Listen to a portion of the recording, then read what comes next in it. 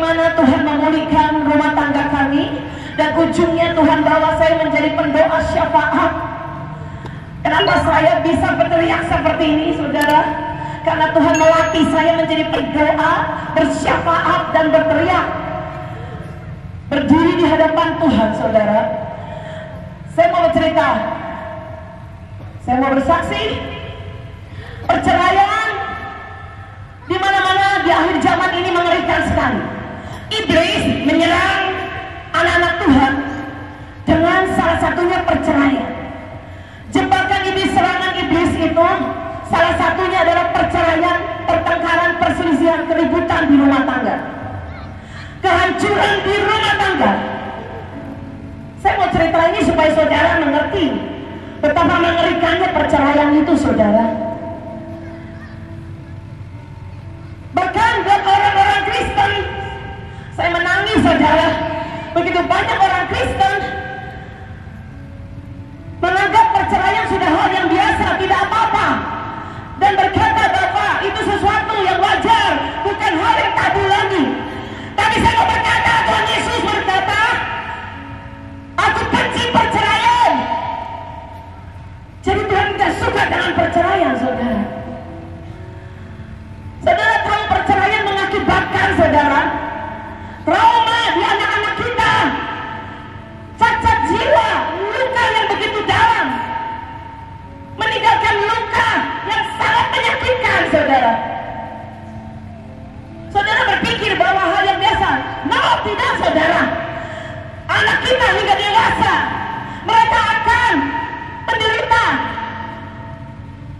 Dan buat anak kita menyakitkan hingga dewasa, saudara, ada cacat di jiwanya, saudara. Bahkan berpengaruh di rumah tangganya. Keturunan kita juga akan mengalami. Itu seperti kutuk, saudara, turun-temurun. Saudara nggak menyadari itu. Saudara, saya dan suami saya, hambanya Pak Petrus Hadi, kami menikah tahun 91. Tapi sebelumnya, Mei 90, saya dipertemukan dengan suami saya. Tapi sebelumnya, saya berdoa supaya saudara yang belum menikah dan mama dan papa yang punya anak-anak yang dewasa berdoa untuk anak-anaknya menikah, mencari pasangan hidup harus melibatkan Tuhan, harus melibatkan Tuhan, harus menyerahkan pada Tuhan siapa pasangan hidupnya. Nah, saudara, saya berdoa pada Tuhan, Tuhan, saya mau menikah hanya dengan hamba Tuhan. Saya mau menikah dengan berikan pada saya suami yang takut akan Tuhan. Kalau Tuhan tidak memberikan suami yang takut akan Tuhan, saya tidak mau menikah. Saya berdasar seperti itu, saudara. Karena saya hidup di dalam Tuhan, saya bertobat, dan saya sungguh-sungguh melayani Tuhan, sungguh-sungguh mencintai Tuhan. Buat saya Tuhan di atas segalanya. Buat saya menikah itu karena kepentingan Tuhan, bukan kepentingan saya. Kenapa banyak orang Kristen yang gagal dalam pernikahan? Karena pernikahannya untuk kepentingannya sendiri. Untukku, bagiku, olehku, semuanya untuk aku.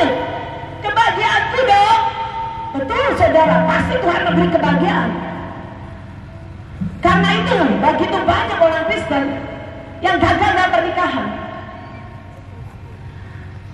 Ketika kita menerima Tuhan Yesus, saudara, tahukah saudara, ketika kita menerima Tuhan Yesus dalam hati kita, artinya apa, saudara? Kita berkata, hidupku bukannya aku lagi, tetapi Yesus yang hidup di dalam aku. Jadi hidupnya kita milik Tuhan Yesus. Menikah juga jodoh harus diserahkan pada Tuhan Yesus, saudara. Karena ketika pernikahan kita diserahkan pada Tuhan Yesus untuk kepentingan Tuhan, percayalah Tuhan akan menjaga awal pernikahan kita sampai terakhir. Tuhan akan jagai, dijamin oleh Tuhan, saudara. Karena Tuhan yang menghendaki pernikahan itu. Nah, saudara, waktu kami menikah itu, saudara, sebelumnya saya itu bermimpi 2 kali. Dan Tuhan memberitahu bahwa pasangan hidup saya diberitahu jelas dalam mimpi suami saya, saudara, jelas sekali. di bulan Mei, saudara. Mei 90. Kemudian kami berdoa dan akhirnya jadi Juni saya dilamar, saudara. Agustus catatan sipil. Januari 91 kami menikah. Jadi dalam 6 bulan, singkat sekali, tidak ada pacaran, saudara. Karena saya bermimpi dan Pak Petrus dikasih tahu Tuhan juga jodohnya, saudara, adalah saya. Jadi kami sama-sama dikasih tahu Tuhan, saudara. Saudara, sebenarnya di Alkitab ada, saudara, pernikahan ilahi yang Tuhan tetapkan dan Tuhan rencanakan. Itu adalah pernikahan Ishak dan Ribka. Dan saya mendapatkan firman rema Ishak dan Ribka itu, saudara, dipertemukan Tuhan oleh hambanya. Dan kami berteman dengan seorang hamba Tuhan, namanya sama dengan hambanya Abraham. Jadi ini menjadi rema. Dalam Kejadian 25, Ishak dan Ribka dipertemukan. Nah, akhirnya kami menikah dengan singkat. Saudara tahu pernikahan yang singkat dan cepat, rumah tangga kami seperti kapal pecah, saudara. Kapal perang. Nakodanya yang mana nggak tahu, saudara. Dua-dua mau jadi pemimpin, ribut, saudara. Karena saya kebiasaan memimpin dari sekolah sampai saya bekerja. Pak Petrus anak paling besar, saudara. Jadi kami sama-sama ya, keras kepala, sama-sama sombong. Apa yang terjadi, saudara?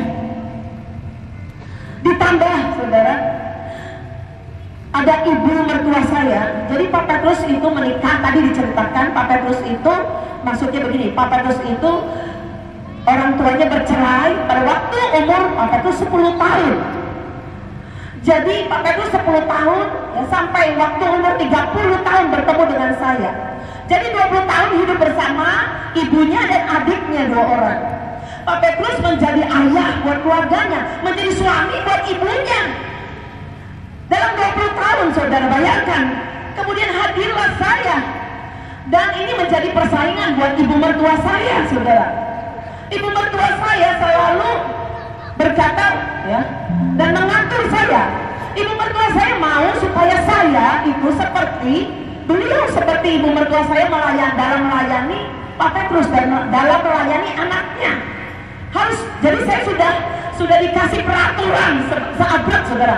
Harus begini, harus begitu, harus begini, ya, begitu. Jadi semua harus dituruti, saudara. Tidak boleh ini, tidak boleh itu. Jangan begini, jangan begitu. Bayangkan, saudara, latar belakang kami berbeda, saudara. Saya dari keluarga, saya anak ke-8 dari 11 bersaudara, saudara. 11 bersaudara. Pak Petrus anak paling besar. Jadi saya dalam keluarga besar, saudara. Latar belakang saya, orang tua saya berdagang, saudara. Kalau orang tua Pak Petrus, ibunya berumah tangga. Jadi rumah saya, saudara, orang tua saya karena orang pedagang, rumahnya berantakan, saudara. Sedangkan ibu mertua saya rapi. Benar-benar, saudara, saya mengalami di proses Tuhan sebegitu rupa. Dan Pak Petrus adalah anak kesayangan dari mamanya, dari ibunya. Dan harapan, kebanggaan, seperti suaminya, ya, seperti ayah bagi anaknya. Dan apa yang terjadi, saudara? Tiba-tiba saya mengalami sesuatu. Saya tidak bisa lagi. Untuk saya marah, untuk saya, saudara, memberontak, saya tidak bisa. Semua ditahan. Ini kesalahan. Saya mau berkata, setiap saudara yang mengalami tekanan, masalah, sesuatu yang menyakitkan, jangan pernah saudara menyimpan dalam hatimu. Semua tekanan saudara, semua kemarahan saudara ketika disimpan memulihkan, suatu hari akan meledak. Tapi engkau harus belajar menyerahkan pada Tuhan dan berkata, Tuhan, aku tidak tahan. Tuhan, tolong aku, Tuhan. Sembuhkan aku, pulihkan aku, Tuhan. Dan aku mau mengampuni, Tuhan, walaupun aku tidak bisa. Tapi hari-hari itu saya tidak bisa berkata itu. Yang saya simpan kemarahan semua, saudara.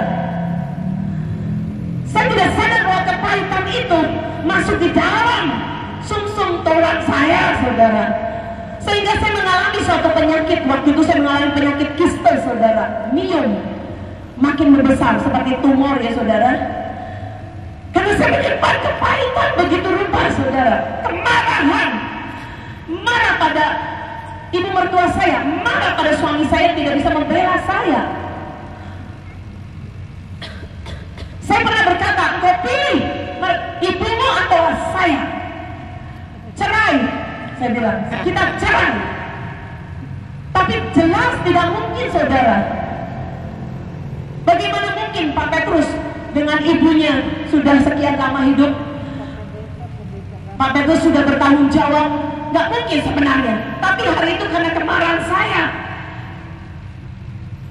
Dan tiba-tiba suatu hari terjadi. Sebab saya sudah menyimpan kemarahan lama, suatu hari terjadi, meledak ini, saudara.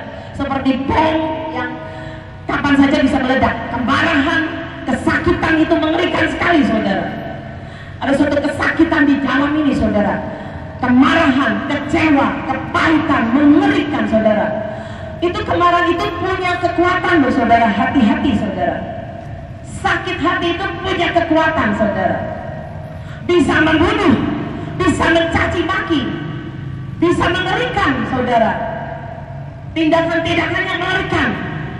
Satu hari, saudara, ketika ibu mertua saya, ya, jadi di tempat kami tinggal ada keluarga yang mempunyai anak. Nah, ibu mertua saya itu dekat dengan keluarga itu, jadi bilang kepada saya, zaman dulu ya tahun 91-an, jadi kalau ada orang yang punya anak, biasanya kita memberi barang ya. Jadi di rumah saya tuh waktu saya punya anak pertama, barang untuk maksudnya memberikan hadiah ya. Hadiah kelahiran, anak pertama, anak-anak kelahiran. Nah, barang udah banyak, saudara. Jadi mama mertua saya minta kepada saya, tolong kasih barang untuk ada tetangga yang mau melahirkan, ya sudah melahirkan, saya mau ke situ. Jadi saya bungkus dengan rapi, saudara. Saya bungkus dan saya kasih ke ibu mertua saya. Kemudian apa yang terjadi? Ibu mertua saya tiba-tiba hari itu, saya tidak tahu, menjadi rewel dan cerewet ya, karena sebenarnya memang rewel sekali ya. Nah, saudara, apa yang terjadi? Beliau ini, ibu mertua saya berkata, kenapa? Katanya, kertas kadomu seperti ini, seperti anak-anak, jelek. Jadi tiba-tiba hari itu beliau ini bernyanyi, saudara, dalam tanda kutip ya, bernyanyi, tahu ya saudara, cerewet pokoknya. Saya hari itu kemarahannya disimpan, tiba-tiba meledak, saudara. Saya memaki ibu mertua saya. Saya berkata, mami itu tidak tahu diri. Mami itu, saya marahin mami mertua saya, saudara. Ini saya menantu kurang ajar, saudara. Ini saya menantu yang jahat, jujur, saudara.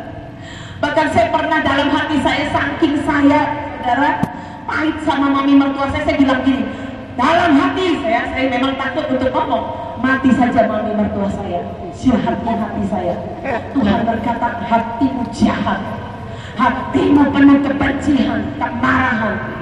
Tapi saya tidak menyadari, saudara, perkataan Tuhan, saya tidak mau dengar, saudara. Hati ini sudah keras, saudara. Hati-hati kalau hatimu sudah keras dan bebal, hati-hati, saudara. Hari itu, saudara, mami mertua saya menangis. Saya bilang, silakan menangis dalam hati saya. Jangan, pasti supaya Pak Petrus itu datang dan memarahi saya berkata begitu ya.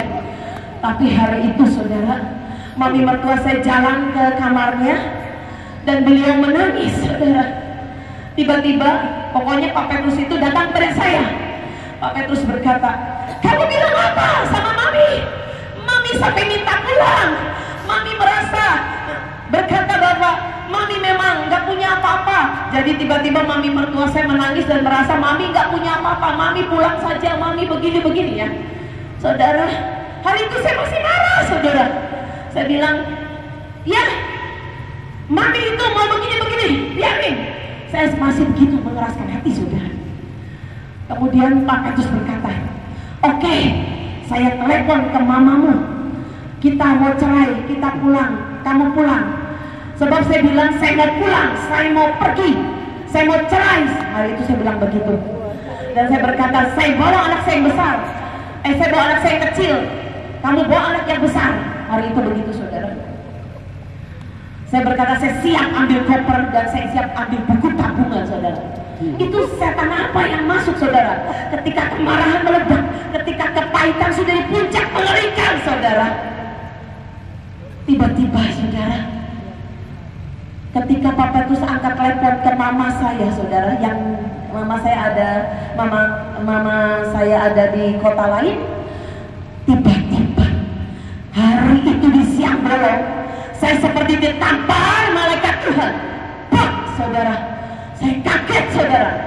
Dengar, Tuhan berkata, kalau engkau tidak mengampuni mamamu, aku tidak akan mengampunimu.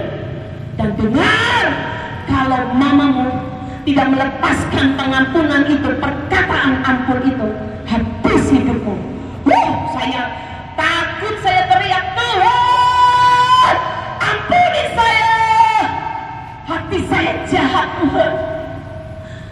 Saya berkata, saya lari, Tuhan. Saya bertobat hari itu, saya peluk mama saya berlutut dan menangis. Alkitab berkata, kalau engkau tidak hormat kepada ayah ibumu, kepada mama papamu dan anak-anak, engkau tidak hormat pada orang tuamu, tidak ada panjang umur. Alkitab berkata, hormati orang tuamu, engkau akan berbahagia dan panjang umur. Tidak ada kesejahteraan dalam hidupmu, saudara, kalau engkau melawan orang tuamu. Hari itu saya menangis dan minta ampun, ampun mama. Saya bilang, ampun mama, ampuni saya. Dan mama berdoa saya mengampuni saya.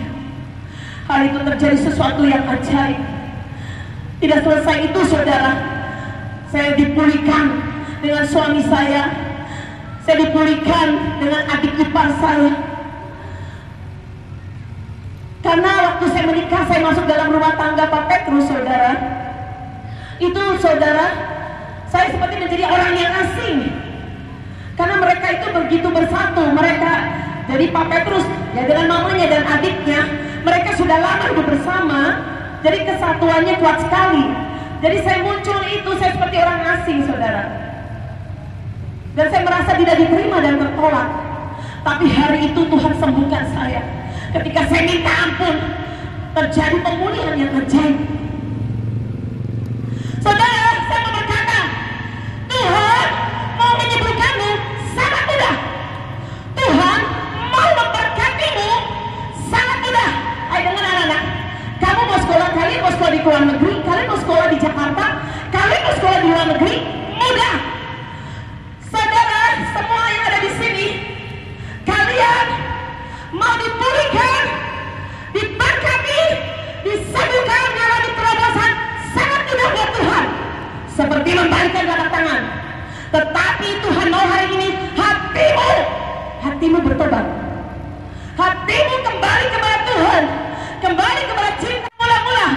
Engkau yang sudah cari Kristen yang lama, Kristen bulukan, Kristen yang bertahun-tahun, Kristen agamawi, saya mau berkata bertobat, kembali ke cinta mula-mula, datang pada Tuhan Yesus, saudara. Agama kita tidak menyelamatkan, Yesus Kristus Tuhan yang menyelamatkan kita. Perbuatan kita, kebaikan kita, kita berkata kesalahan kita seperti kain kotor. Tapi Tuhan berkata, kebenaran dalam hatimu, bertobat, saudara. Tuhan bisa bawa Pak Petrus ke berbagai negara, dan Tuhan bisa bawa saudara juga. Saya mau berkata, mata saya melihat ada orang-orang yang akan dibawa Tuhan ke bangsa-bangsa, ke pulau-pulau ujung-ujung. Saya melihat itu, saudara. Akan ada orang yang diberkati, sangat diberkati sekali. Engkau mencari kaya dan bertambah kaya, tetapi kekayaan bukan untuk dirimu sendiri, untuk pekerja Tuhan, untuk Injil diberitakan sampai ke ujung bumi. Saudara, kita tidak mau bikin acara 2 hari ini, tidak akan terjadi apa-apa. Saya mau malam ini terjadi sesuatu yang dahsyat dan ajaib. Saya melihat yang ilahi, yang supranatural itu sedang menembus hati saudara.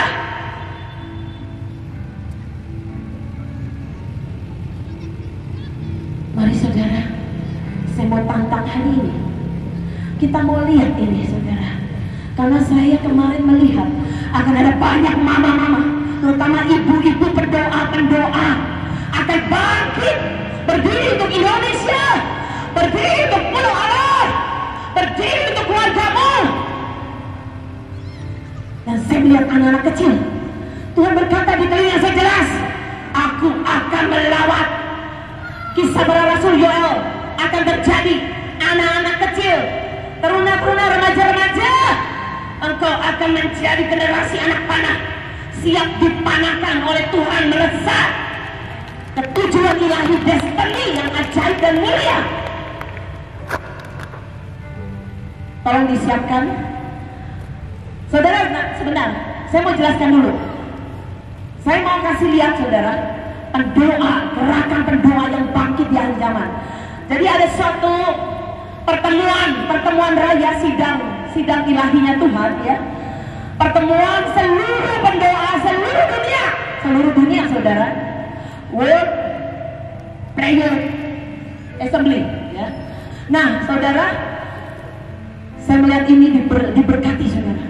Roh doa akan bangkit, roh syafaat, roh penyembahan akan bangkit saudara. Mama-mama dan papa-papa akan bangkit berdoa. Ketika saya saudara dalam keadaan terpuruk, tiba-tiba Tuhan bawa saya. Setelah saya dipulihkan, ya, sebelumnya juga sebenarnya saya sudah berdoa. Saya berkata, saya tidak minta apa-apa, saya tidak minta emas, perak, harta kekayaan, saya tidak minta untuk ditinggikan, untuk disayang atau diapapun, dimanja apapun, saya tidak minta itu. Sebagai istri, saya minta cuma satu, ruang doa. Saya butuh ruang doa di atas. Dan saya diberi ruang doa, dari ruang doa yang di bawah sampai dibangun yang di atas saudara. Dan saya berdoa bisa 3 jam, 4 jam, 5 jam, 6 jam, berdoa saudara. Dan ketika saya berdoa saudara, saya akan berdoa mengelilingi tempat doa. Saya bergerak, saya lari-lari saudara, saya berlutut dan saya mengerang, saya menangis saudara. Seperti orang mau melahirkan, saya menangis, mengerang saudara, menjerit, berseru-seru di hadapan Tuhan. Dan kemudian Tuhan berkata, tulis ayat-ayat firman. Saya tulis ayat-ayat firman, saya taruh di dinding-dinding, saya penuh dengan ayat firman. Setiap hari berdoa, saya tumpangi tangan, saya perkatakan ayat-ayat itu, saya perkatakan ayat-ayat itu saudara. Saya tumpangi tangan, ini menjadi kenyataan. Dan saya percaya Tuhan, janji-Mu digenapi, terjadi atas hidup kami, atas jemaat kami, atas kota kami, atas pulau kami, atas Indonesia saudara. Dan ajaib itu digenapi satu persatu. Saya melihat tangan Tuhan yang ajaib. Saya mau nanti mama-mama, papa-papa yang mau dipakai Tuhan menjadi pendoa, berdiri di tempatmu,